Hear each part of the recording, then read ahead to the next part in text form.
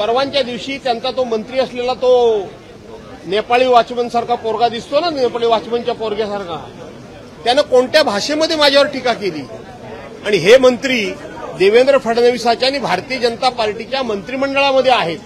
नारायण राणेंनी इतरांची काळजी करण्यापेक्षा तुम्ही तुमचा पक्ष का सोडलात? तुम्ही पक्ष काढलात तुमचा आणि 1 वर्षामध्ये आपला पक्ष का सोडलात त्याचं उत्तर महाराष्ट्राला द्या. तुम्ही काँग्रेस पक्ष का सोडलात त्याचं उत्तर महाराष्ट्राला द्या.